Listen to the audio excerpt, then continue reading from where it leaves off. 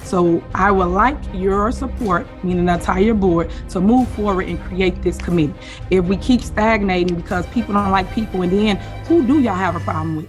Hi you guys, welcome back. So we are back picking up from my last video where Tiffany Henyard was trying to pressure the Board of Trustees into hiring on people she had selected for the Police and Fire Commission. Now the issue the Board of Trustees had with that is that Tiffany didn't care if the individuals she selected had any type of background in policing or firefighting.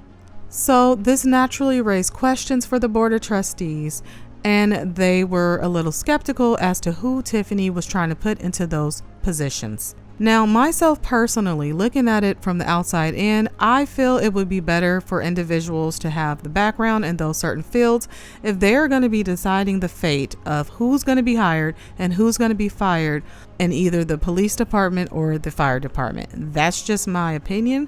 Call me a crazy person. I don't know. It just makes sense to me, okay? So you might be wondering, why are we looking at this old board meeting and discussing Tiffany's motives into who she wants on the Police and Fire Commission? Well, let's fast forward and get up to date to this recent board meeting they had in Dalton. So this board meeting had the usual shenanigans, okay? The trustees saying, hey, you didn't give us the information, what's going on with the money? And Tiffany saying, oh, you guys aren't communicating. You should call my administration, call my phone. You guys know how this goes by now. If you've heard any of these board meetings, it's a broken record over and over. But there was one very distinct change in this board meeting. The firefighters showed up in numbers, and they had some choice things to say. I'm going to go ahead and play the clip, and then I'm going to chime back in. Good evening. My name is Adam Fari. I'm the president of Dalton Fire Local 3766. I'm here today with fellow members of 3766 looking for answers. Since January of 2020, the village has chose not to settle a contract and refused to bargain with us. They have ignored all requests to reach an agreement and resolve the current situation going on within the fire department.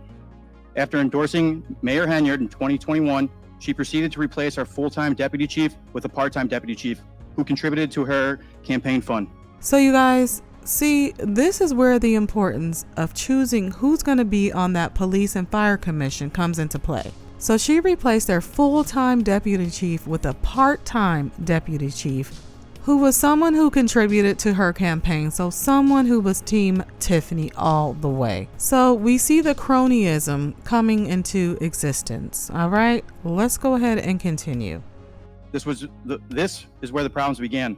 Local 3766 filed and won the grievance on a clear violation of our contract. What followed was a dysfunctional negotiation process, which leads us to inform the residents that we've been serving the village without a contract for 5 years. Currently, the village still refuses to negotiate, making progress extremely difficult and if not impossible.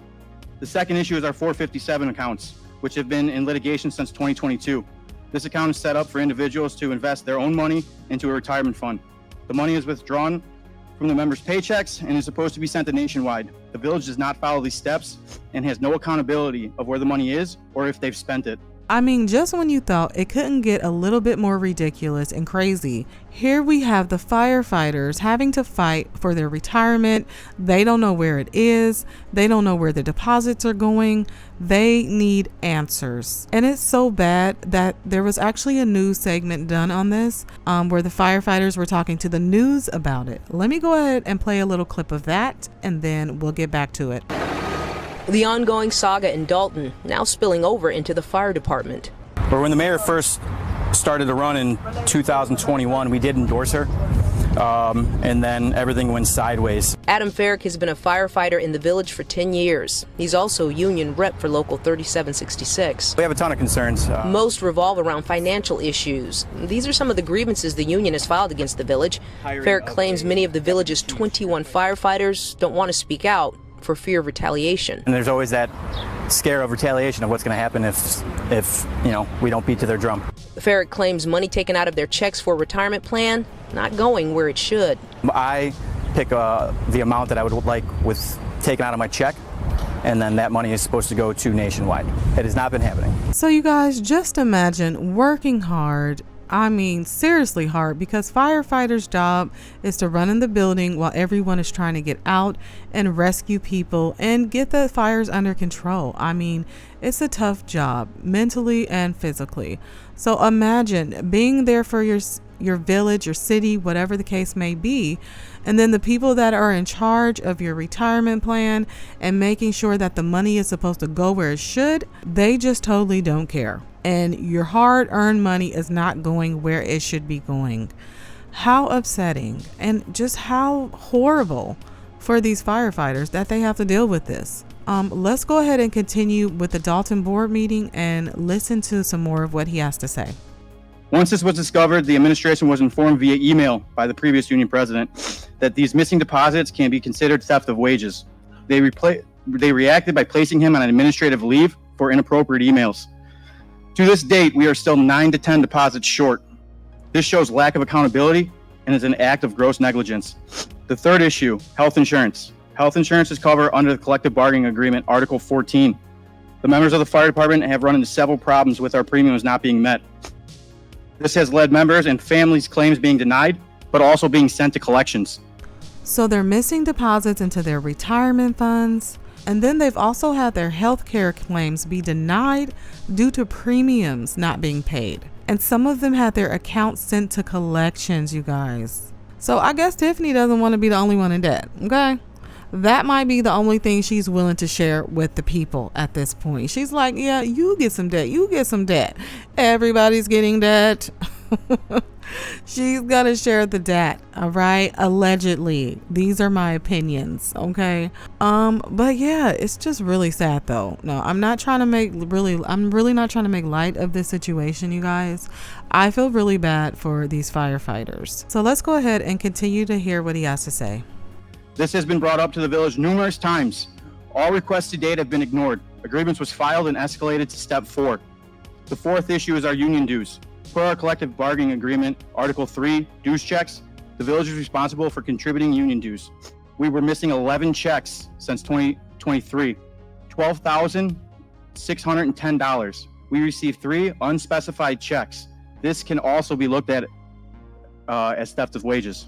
Keith Freeman's response to the step 3 process was, this is an issue on the trustees that they do not vote for the bills from the warrant list at the board meetings. The newest issue is work comp. In the past, we've had multiple issues with work comp to where members have been hurt on the line of duty and their claims have not been filed properly, which led to multiple members being sent to collections.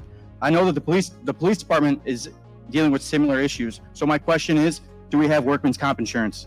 The Dalton Fire Department is here to serve and protect the residents of the village of Dalton, and we do this with pride.